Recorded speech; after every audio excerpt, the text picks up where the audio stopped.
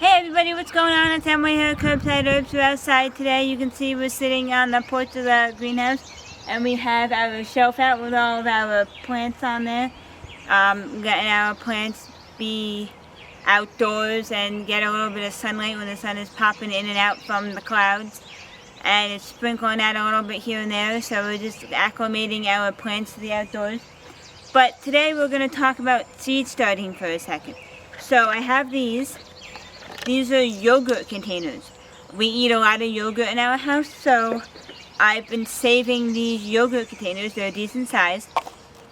And then what I'm going to do is I'm going to drill or poke, a couple little holes in the bottom.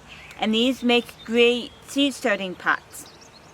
Why go out and spend all that money on pots when if you eat yogurt or cottage cheese or anything, here's a bigger one, here's a smaller one. These are great for starting seedlings in. And they don't cost anything because you're already buying the yogurt to eat it. So you buy the yogurt, you eat it, you rinse out the container and you save it. And like us, I buy 5 to 10 yogurts a week, sometimes more, depending on, who wants yogurt that week. So to say I buy 5 of these a week, for 4 weeks, think about how many containers that is. And if you do that all year round, then you don't have to buy containers, you have your yogurt containers. So there's just a little thought of a dual purpose: buy the yogurt, eat it, and then you can have it as something to start seedlings in. Another thing I want to show you guys for seeds is I have a great big binder here.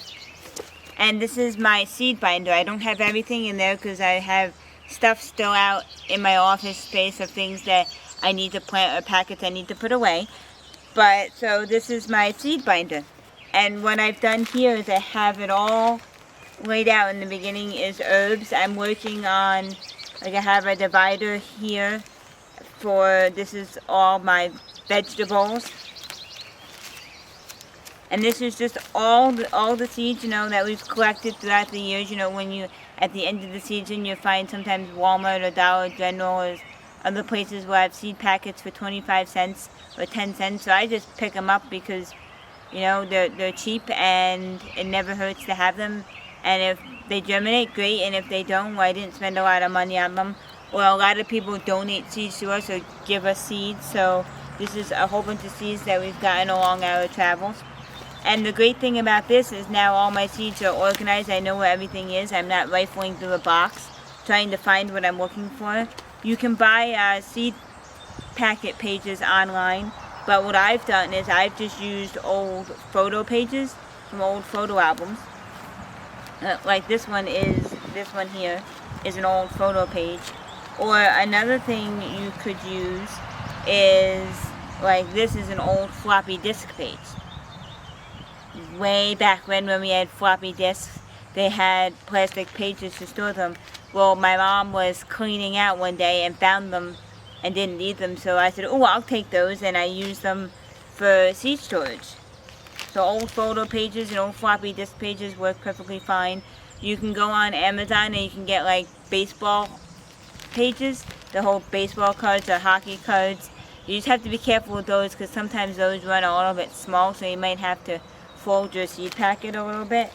But yeah, this is just a good way to store seeds. Just get a giant binder like I have here. This is, you can see how big this binder is. And then just to get some seed pages, I'm working on another binder that's going to have all of our herbs in there and all of our edible flowers. That'll all be in one binder. And then this binder will be all of our sunflowers, other flowers, and our fruits and vegetables and all that. So that is all in the works, but I just wanted to show you guys a good way to store and save seeds. And then again, just use yogurt containers to start seedlings. So that's what we have for today. If you guys have any questions, please feel free to let us know. We're really excited that Memorial Day weekend is coming and gardening season is getting underway. So keep us in the loop about what you guys are planning on planting or gardening or how you guys are doing. Again, if you have any questions, please feel free to let us know.